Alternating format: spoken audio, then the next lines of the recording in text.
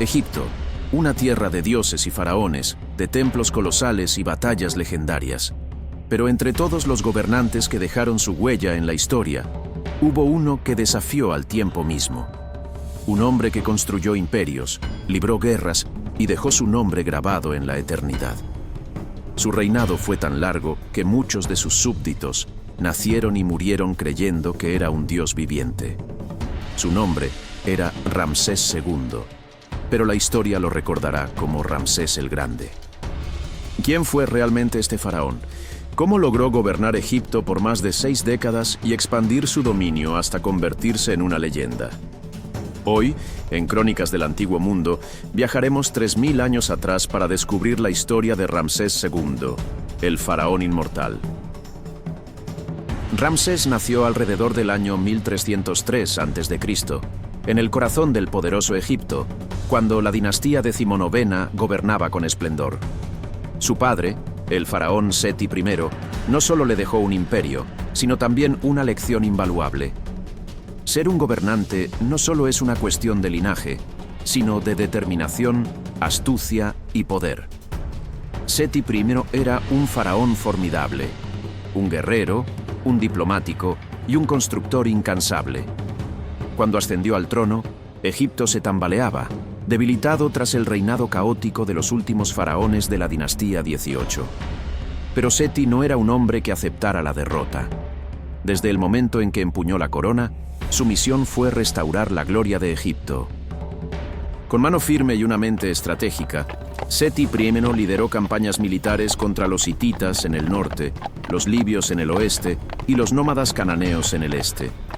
Era un líder que no temía la guerra, pero que también comprendía el valor de la paz. Pero en su vida no todo era guerra.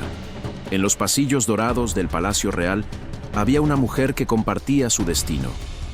Tuya, la madre de Ramsés. Tuya no era una reina cualquiera. No provenía de una familia real, sino de un linaje noble de militares y sacerdotes, lo que hacía de su unión con Seti algo inusual. Pero Tuya tenía algo que pocas mujeres podían presumir en la corte egipcia: una fuerte influencia en los asuntos políticos y religiosos. Era inteligente, estratégica y una firme creyente en la grandeza de Egipto. Su posición como gran esposa real la convirtió en la matriarca de la dinastía y en la educadora de su hijo Ramsés, el niño que más tarde cambiaría el destino del imperio. Desde pequeño, Ramsés fue preparado para gobernar. A diferencia de los niños comunes, su infancia no estuvo marcada por juegos y despreocupación. En su lugar, su vida fue una rigurosa disciplina de aprendizaje militar, religioso y administrativo. Desde los 6 años, aprendió a manejar la espada, el arco y la lanza. No se trataba solo de saber pelear, sino de dirigir ejércitos, leer el terreno y conocer las estrategias de combate. Su padre, Seti I, no quería un príncipe que se escondiera detrás de sus generales, quería un líder que pudiera luchar al frente de sus tropas. Se despertaba al alba, entrenaba con los soldados y aprendía las tácticas de guerra que habían hecho grande a Egipto. Desde muy pequeño comprendió que el verdadero poder no estaba solo en los templos o en la política, sino en la capacidad de conquistar y defender el reino con sus propias manos. Su madre, la reina Tuya, jugó un papel clave en su educación política. Le enseñó a negociar, a escuchar y a moverse con astucia en la compleja red de alianzas del palacio. A los 10 años, Seti I lo nombró príncipe regente, un cargo que lo ponía en el centro del poder incluso antes de convertirse en faraón. Desde ese momento, Ramsés no solo era un aprendiz, era un líder en formación. Supervisaba obras, acompañaba a su padre en campañas militares y aprendía a gobernar en la práctica, no solo en la teoría. A los 15 años ya tenía su propio ejército y lideraba sus propias tropas en batalla. El año es 1279 a.C. El gran Seti I, el faraón guerrero, el hombre que había restaurado la gloria de Egipto, se encontraba en su última batalla. Pero esta vez, no contra un ejército enemigo, sino contra el inevitable paso del tiempo. Después de un reinado de más de una década, el cuerpo del faraón comenzó a debilitarse. Su rostro, marcado por años de guerra y gobierno, mostraba los signos de un hombre que había entregado su vida a su imperio.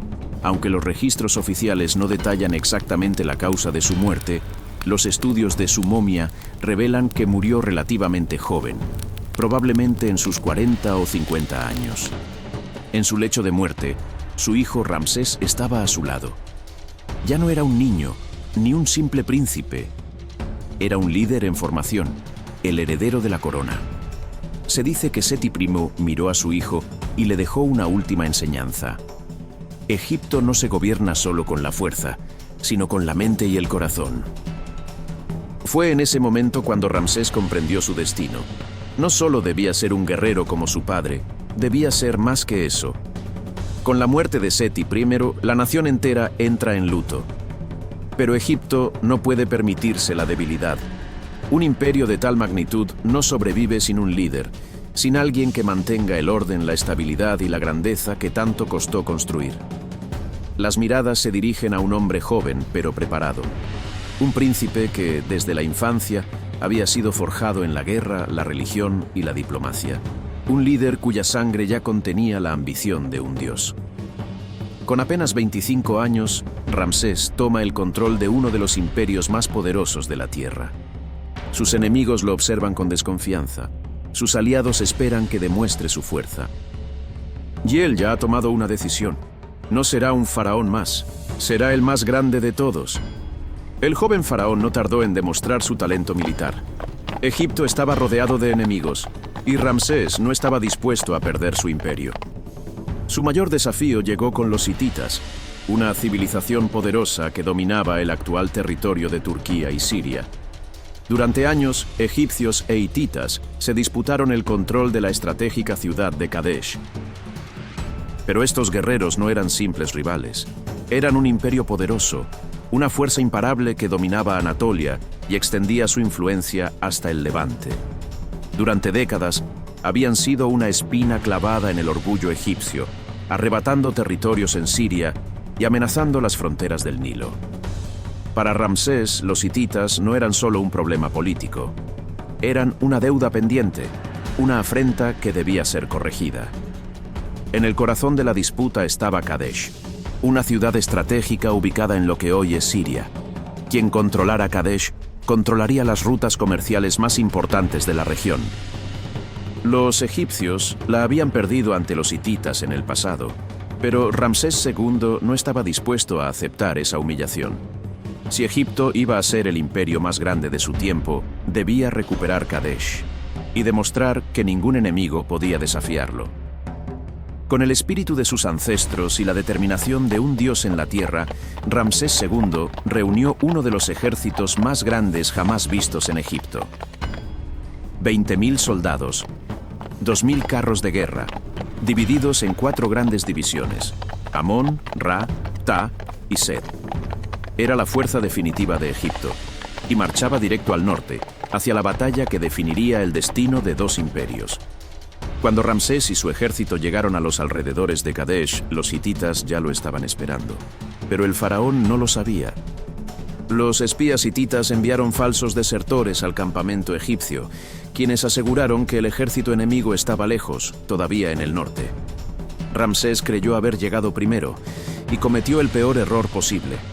Decidió avanzar rápidamente con su división de Amón, dejando a las otras divisiones muy atrás. Creía que podía tomar Kadesh sin resistencia. Pero entonces, la trampa se cerró.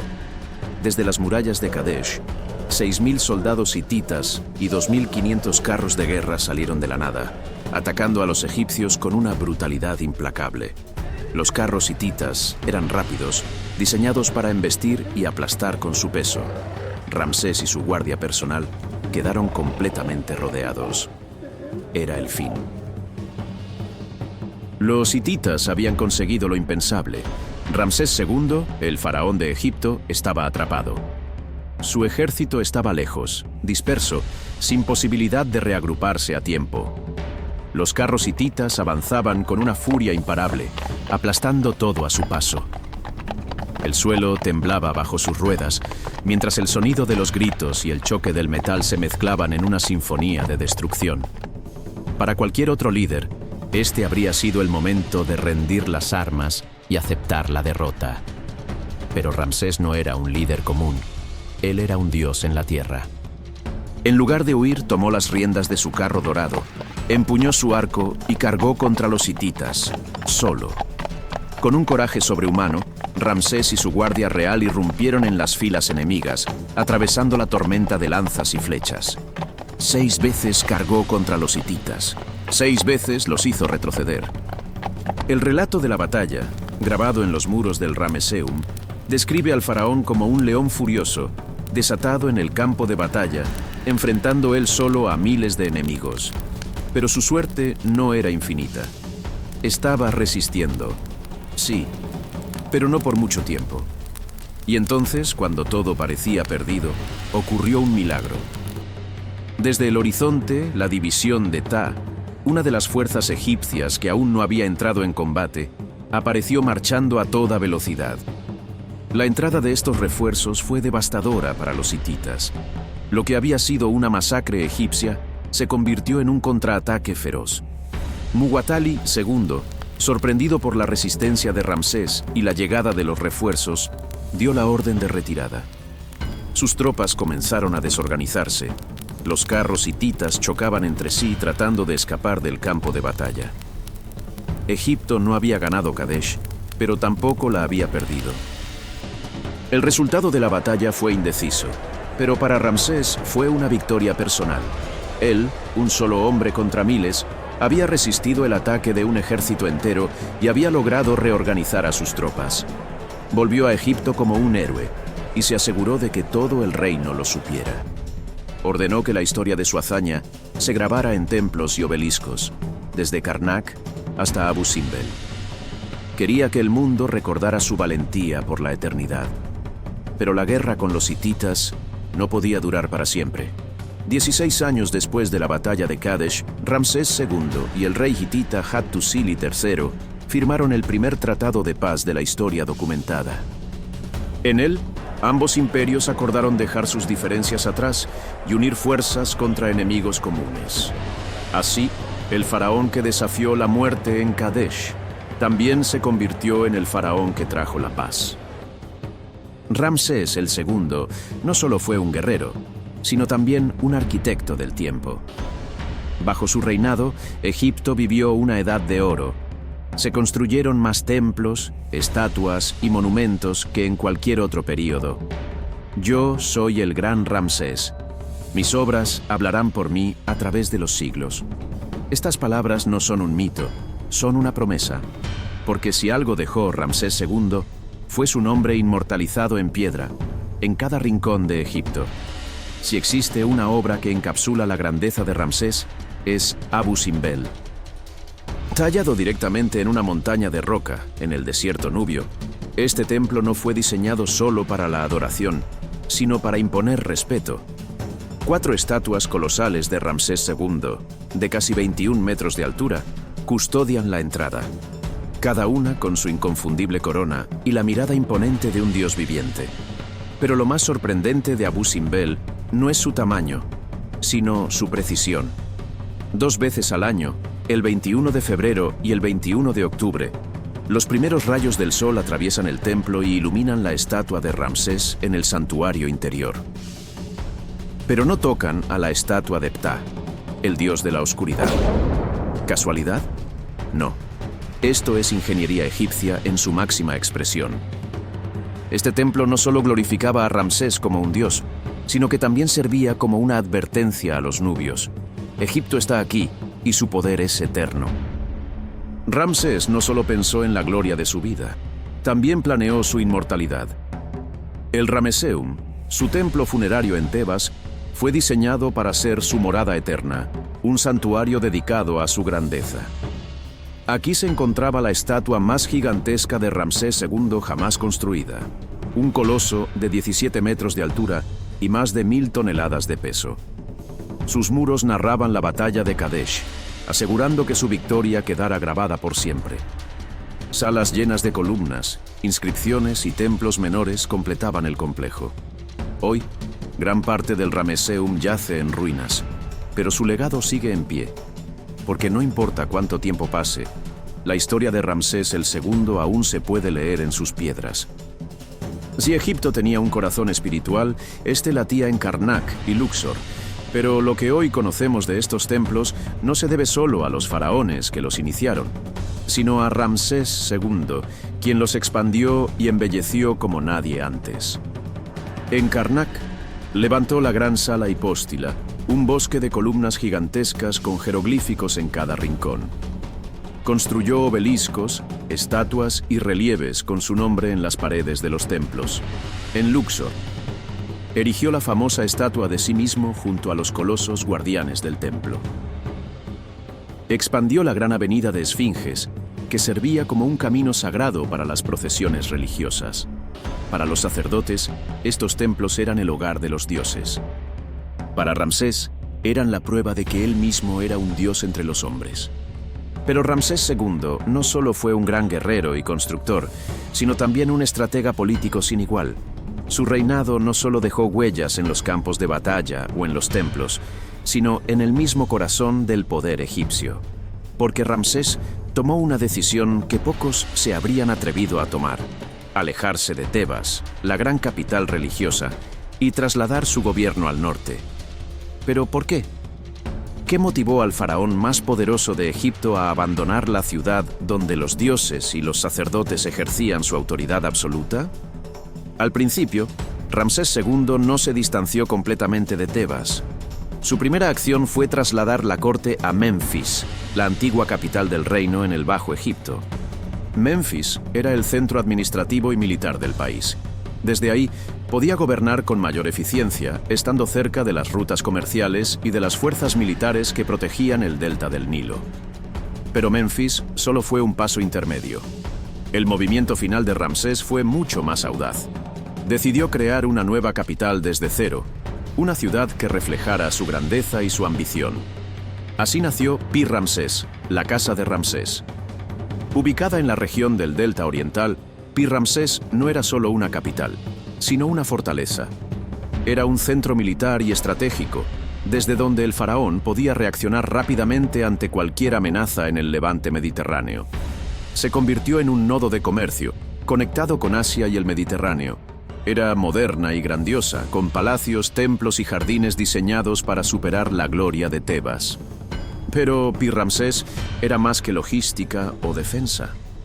Era el reflejo de su ego, de su deseo de dejar una huella eterna, construyendo una ciudad tan monumental que superara a todas las que vinieron antes. Porque si Tebas pertenecía a los dioses, Pi-Ramsés le pertenecía a él. Ramsés tuvo más de 100 esposas y concubinas. Fue el faraón más prolífico de Egipto. Pero entre todas, una mujer destacó sobre el resto: Nefertari. No fue la primera ni la única gran esposa real de Egipto, pero sí la más amada, la más venerada y la única para quien Ramsés hizo algo que ningún otro faraón había hecho antes. Su nombre era Nefertari, que significa la más bella de todas. Y para Ramsés, ese nombre era más que un título. Era una verdad absoluta. Nefertari no fue solo una esposa de ornamento, fue una reina con influencia en la política y en la diplomacia. Participó en tratados internacionales. Fue una mediadora entre Egipto y el imperio hitita, cuando Ramsés firmó el primer tratado de paz documentado en la historia. Se dice que su amor por ella era tan grande que mandó a construirle un templo en Abu Simbel, algo único en la historia egipcia. Su fachada muestra 6 estatuas colosales, pero aquí ocurre algo único en la historia egipcia. Normalmente, cuando se representa a una reina junto a su esposo, su figura es más pequeña, casi simbólica. Pero en este templo, Nefertari tiene la misma altura que Ramsés II. Esto no fue solo una construcción, fue una declaración de amor tallada en piedra para la eternidad. Se dice que tuvo más de 100 hijos, entre príncipes y princesas, una dinastía entera nacida de su linaje. Pero de todos sus hijos, hubo uno que destacó sobre los demás. Un príncipe que fue entrenado para ser rey. Amonjerjepeshef, el heredero que no alcanzó el trono. El primero en la línea sucesoria fue Amonjerjepeshef, el hijo mayor de Ramsés y su esposa favorita, Nefertari. Desde joven fue entrenado en estrategia militar y política, acompañando a su padre en varias campañas. Su nombre aparece en inscripciones de las batallas de Ramsés, lo que indica que luchó junto a él en Kadesh. Como primogénito, estaba destinado a heredar el trono. Pero el destino tenía otros planes. Murió antes que su padre, dejando el título de heredero vacante. Ramsés, el segundo hijo con su mismo nombre. Tras la muerte de Amon-Herjepeshef, otro hijo se convirtió en el nuevo heredero, Ramsés, el segundo. Este príncipe también recibió un papel destacado en la corte y en el ejército. Pero al igual que su hermano mayor, murió antes que su padre. La vida de los hijos de Ramsés II parecía estar marcada por un trágico patrón. Ninguno de sus herederos más preparados vivió lo suficiente para ascender al trono. Finalmente, cuando Ramsés II murió a los 90 años, el único hijo que aún vivía para tomar su lugar fue Meremtah. No era el primer candidato al trono, no era el favorito, ni el más fuerte, ni el más preparado. Pero era el último que quedaba. Cuando ascendió al poder, ya era un hombre anciano de más de 60 años. Ramsés II murió alrededor del 1213 a.C., dejando un imperio próspero y un legado eterno. Después de 66 años en el trono, el faraón que desafió imperios, que construyó monumentos colosales y que dejó su nombre grabado en cada rincón de Egipto, se enfrentó a su última batalla. Había vivido más de 90 años, una edad asombrosa para cualquier persona en la antigüedad, pero aún más para un faraón que había sobrevivido a guerras, conspiraciones y traiciones. Según los estudios de su momia, Ramsés sufría de artritis severa, problemas dentales y posiblemente arteriosclerosis. Sus días de batalla habían quedado atrás. Ahora, su lucha era contra el dolor y el inevitable destino de todos los hombres. Su cuerpo fue embalsamado con los más sagrados rituales, asegurando que su alma encontrara su camino en el más allá. Fue envuelto en finas vendas de lino, perfumado con aceites y colocado en un sarcófago dorado. Pero, ¿dónde descansaría el faraón más grande de todos los tiempos? Su tumba, la KV7 en el Valle de los Reyes, fue diseñada para ser una morada digna de su grandeza. Pero Egipto no era un país ajeno al saqueo y la codicia. A lo largo de los siglos, ladrones irrumpieron en la tumba, despojando el sarcófago de sus riquezas. Los sacerdotes de la época, al darse cuenta del peligro, tomaron una decisión drástica. Desenterraron la momia de Ramsés II y la escondieron en una tumba secreta junto con otros faraones. Y allí permaneció, olvidada por más de 1000 años. No fue hasta 1881, una familia de saqueadores egipcios llamada los Abd el-Rasul encontró una entrada secreta en Deir el-Bahari. Lo que vieron dentro los dejó sin palabras. Más de 50 sarcófagos de faraones, reinas y nobles, todos en un mismo lugar. Las momias de Seti I, Amenhotep III, Tutmosis III, y en medio de ellas, el más legendario de todos, Ramsés II. Cuando los arqueólogos abrieron el sarcófago de Ramsés II, descubrieron algo increíble. Su rostro estaba increíblemente conservado. Su piel aún tenía rastros de cabello rojizo. Sus rasgos seguían siendo imponentes, incluso en la muerte. Su cuerpo aún reflejaba la estatura y la presencia de un rey que desafió la eternidad. Pero la historia de Ramsés II no terminó ahí. En 1976, su momia comenzó a deteriorarse debido a hongos y bacterias. Egipto tomó una decisión sin precedentes: mandar la momia a Francia para ser restaurada. Y así, más de 3000 años después de su reinado, Ramsés II fue recibido en París, con honores de jefe de Estado. Los franceses lo restauraron y finalmente fue devuelto a Egipto, donde hoy descansa en el Museo Egipcio de El Cairo. Algunos nacen para gobernar, otros nacen para ser recordados, pero solo un hombre nació para ambas cosas. Él fue Ramsés. Él fue un rey, un guerrero, un arquitecto del tiempo. Él fue Egipto. Ramsés II no murió. Sigue de pie en cada templo, en cada obelisco, en cada inscripción que desafía el olvido. Los dioses pueden desaparecer, Las dinastías pueden desvanecerse, pero mientras el Nilo siga fluyendo, Ramsés II jamás será olvidado. Si esta historia de Ramsés II te ha atrapado, imagina todo lo que aún falta por descubrir. Suscríbete al canal y activa la campanita para que no te pierdas los próximos relatos épicos de faraones, guerreros, dioses y ciudades perdidas.